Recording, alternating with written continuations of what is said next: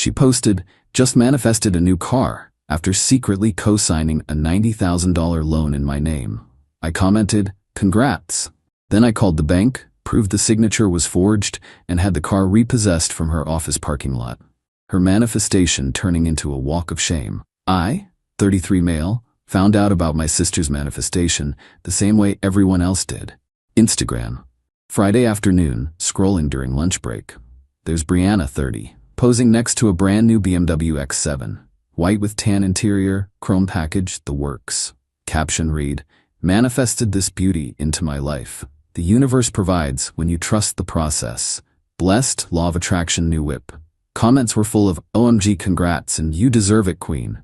I commented too, "Congrats, looks amazing," because it did look amazing, and I was genuinely happy for her. Figured she'd saved up or gotten a great deal. Brianna works in marketing, makes decent money. Maybe she'd been putting aside more than I thought. Then Monday morning I got an email from my bank. "Important update regarding your recent auto loan application." My stomach dropped. I hadn't applied for any auto loan. Opened it.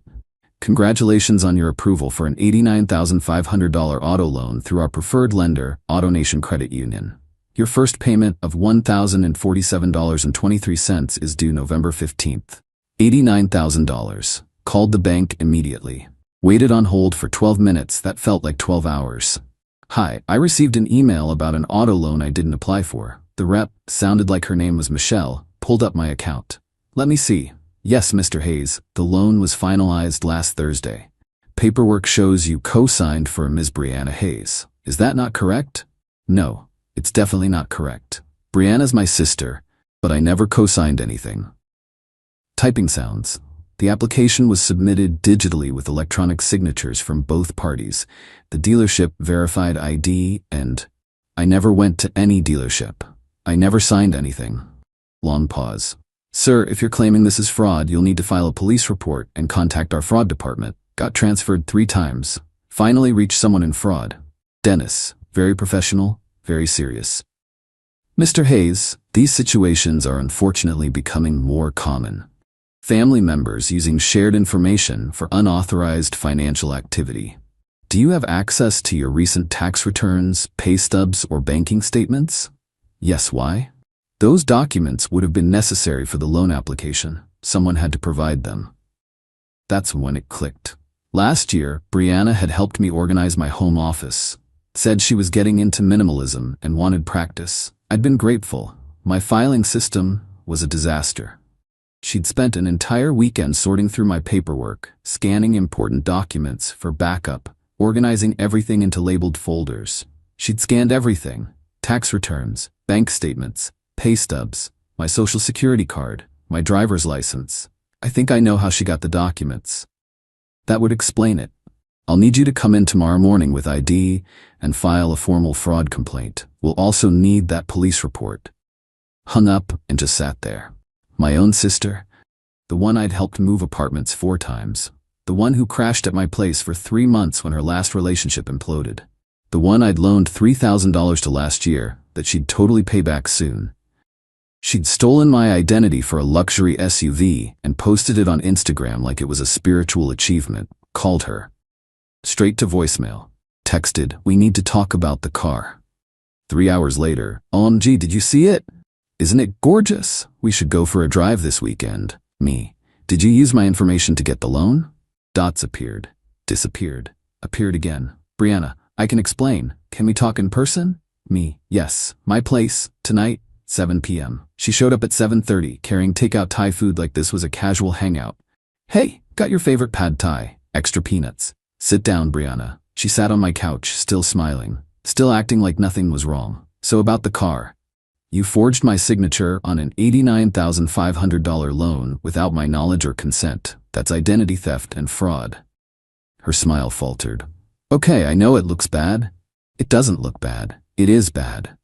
But I had to. They wouldn't approve me a loan because of my credit from that stupid credit card thing last year, and I needed a reliable car for work. My Civic was dying and clients were judging me. Do you know how hard it is to build trust in marketing when you're showing up in a beat-up 2009 Honda? So you committed fraud." I borrowed your credit. That's different. And I'm making the payments, obviously. You won't have to pay anything. You can't afford $1,847 a month. You still owe me $3,000 from last year. That's different. I was going through a rough patch. Things are better now. I got that promotion. Your promotion was from junior marketing coordinator to marketing coordinator, maybe an extra $300 a month after taxes. She set down her pad thai, defensive now. Why are you being like this? I'm your sister. Family helps family. Family doesn't steal from family. I didn't steal anything. The car's in my name. I'm making the payments. I just needed your credit score because mine was temporarily low because of circumstances beyond my control. You maxed out 4 credit cards buying courses on manifestation and spiritual coaching.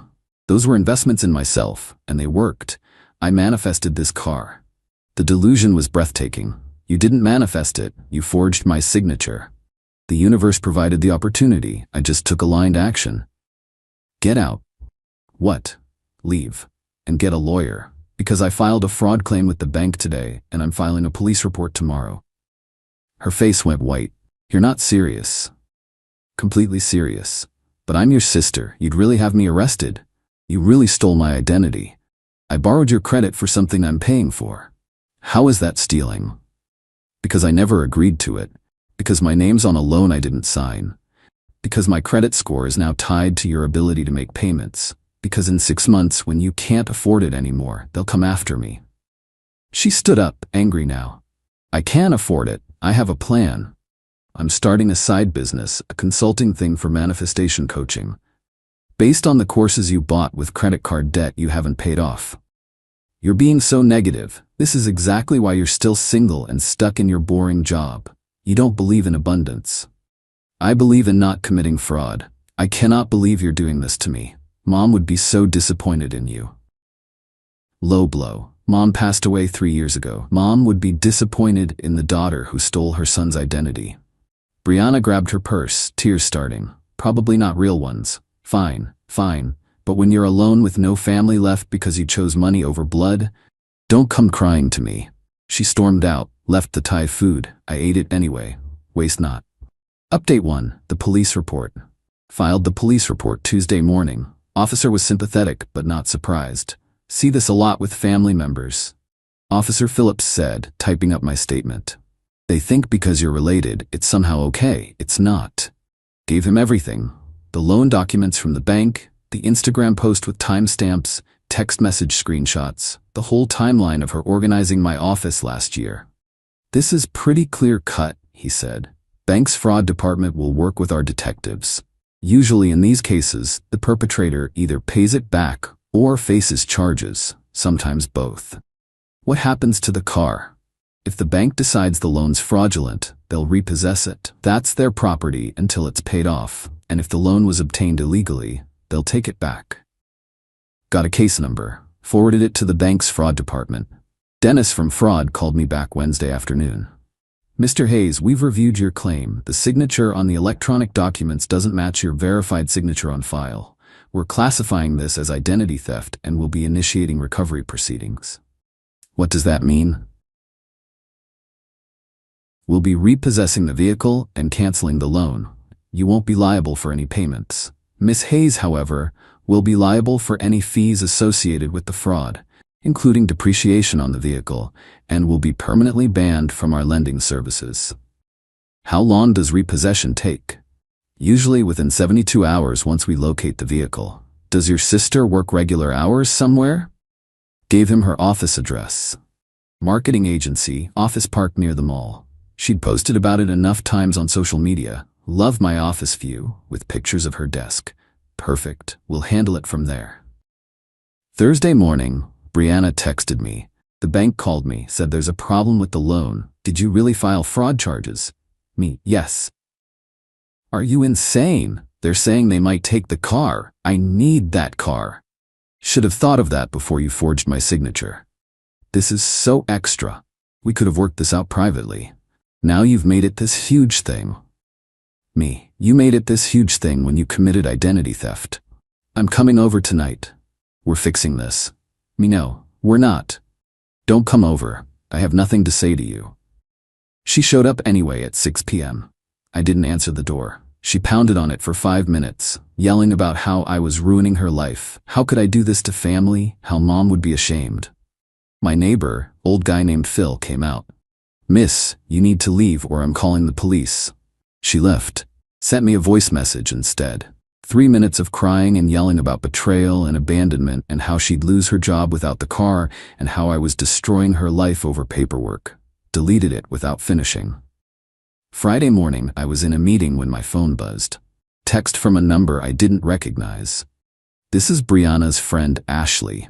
What you're doing to her is horrible. She made one mistake and you're trying to have her arrested.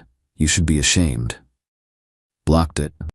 Another number. "Hey, it's Tiffany from Brianna's office. She's having a breakdown because of what you're doing. Can't you just forgive her? She's your sister." Blocked it too. My phone rang.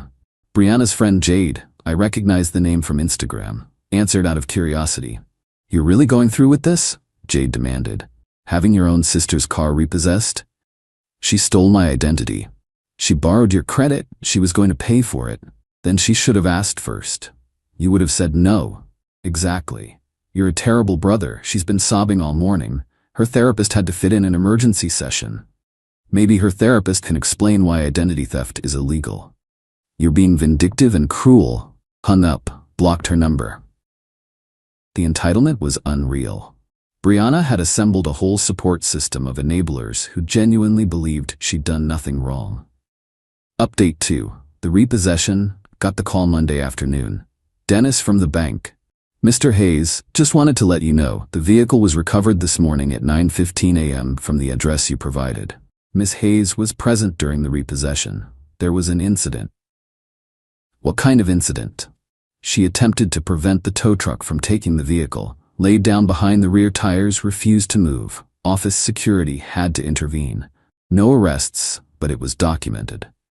"Oh, Brianna, the vehicle's at our impound lot. The loan's been voided in your name. You're clear. Miss Hayes owes $4,200 in fees, depreciation, repossession costs, administrative fees. She has 30 days to pay or we pursue collections." "What about criminal charges?" "That's between her and the police. We're satisfied with recovering the asset." "Thank you." "No problem. Sorry you had to deal with this. Family situations are always the worst." Checked Instagram later that evening. Brianna's account was private now, but mutual friends were sharing screenshots. She'd posted a video. Her, crying in her car, not the BMW, looked like a rental. Mascara running, voice breaking. "I can't believe this is happening. My own brother is trying to destroy me. I made one mistake, trusted the wrong manifestation technique about abundance, and now he's taking everything from me. He had my car stolen from my office parking lot while I was in a meeting." Do you know how humiliating that was? Getting a call that there's a scene outside with a tow truck, walking out to see my beautiful car being taken away, having all my coworkers watch. Comments were split. Half were supportive. "You deserve better. Family should forgive. This is so toxic." The other half was calling her out. "Wait, didn't you commit fraud? That wasn't your car though. You can't manifest someone else's credit score." Her friend Ashley commented, "Stay strong, babe. The universe is testing you. This is just a lesson in letting go of toxic people." Tuesday morning, Brianna's dad called. "Dale. We have different dads. He left when she was young, barely involved. He calls maybe twice a year. You really had your sister's car taken away?" "Her car that she bought with a fraudulent loan in my name, yes. She told me you were being difficult about some loan mix-up." "It wasn't a mix-up. She forged my signature." "Families work things out privately, son.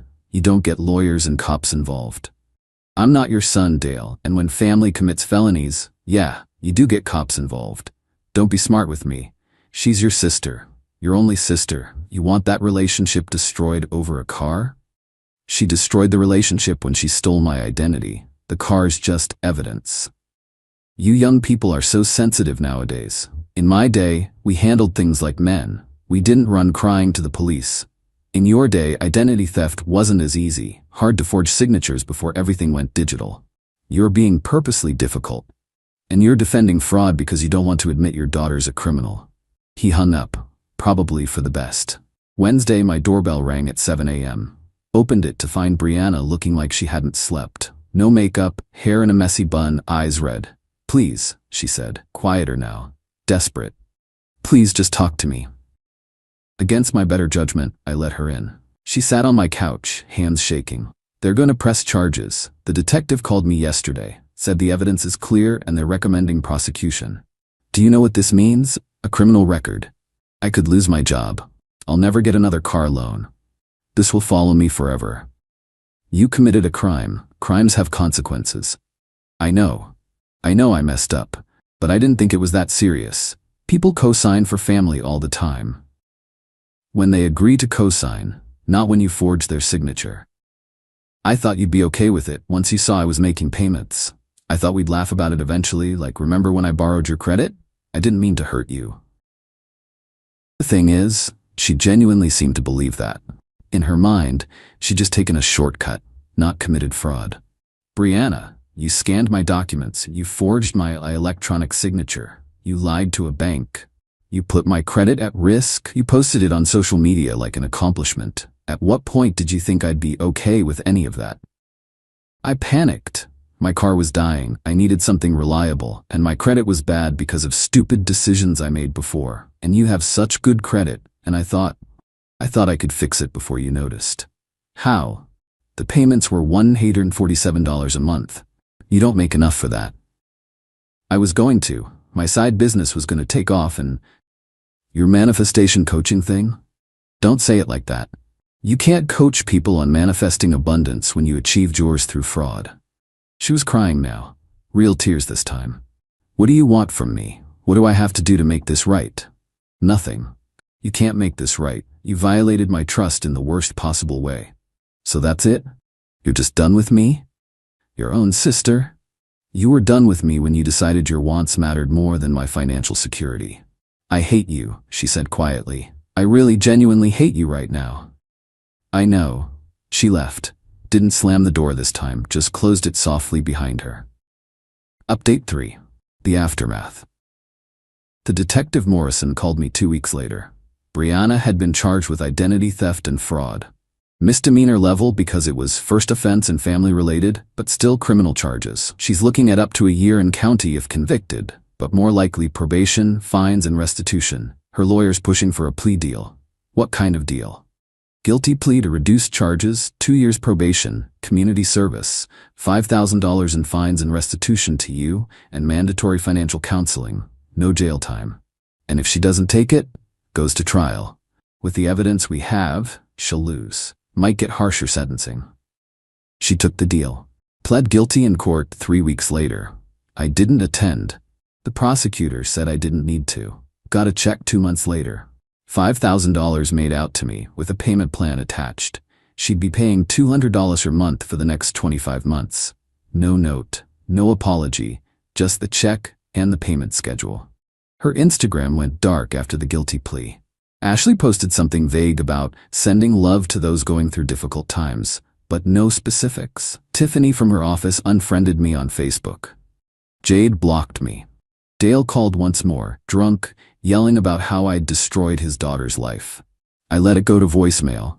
Deleted it without listening past the first 10 seconds. The weird part is how many people sided with her. Distant cousins reaching out to tell me I should have handled it within the family. Former co-workers of Mom's saying she'd be heartbroken to see us like this. Random people from Brianna's life I barely knew, all with opinions about my choices. But an equal number supported me. My close friends, my co-workers who heard the story, even my upstairs neighbor who'd heard Brianna's door-pounding incident. "Your sister sounds exhausting," my friend Leo said over drinks. People like that never think rules apply to them. He wasn't wrong. My credit score dropped 12 points from the fraud inquiry, but recovered within 3 months. The bank marked it as identity theft on my credit report, so no long-term damage. Financially, I came out ahead. $5,000 in restitution, plus not having to pay an $89,500 loan. But emotionally, that's miss having a sister. Not the Brianna who stole from me, but the one I thought I had. The one who'd help me move and call me on my birthday and send funny memes.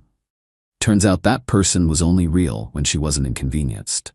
Saw her once, randomly, at a grocery store about 6 months after everything. She was in the checkout line ahead of me. Saw me, went pale, grabbed her bags, and left without saying a word. Still driving a rental, I noticed. Probably can't get approved for a loan anywhere now. Part of me felt bad. Small part. The part that remembers being kids together, before life got complicated. But mostly I felt nothing.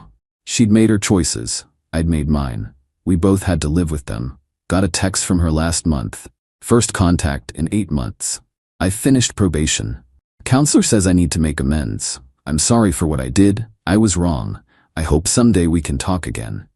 Stared at it for a long time.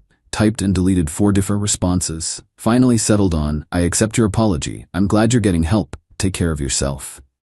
She replied, that's it? Me, that's it? No response after that.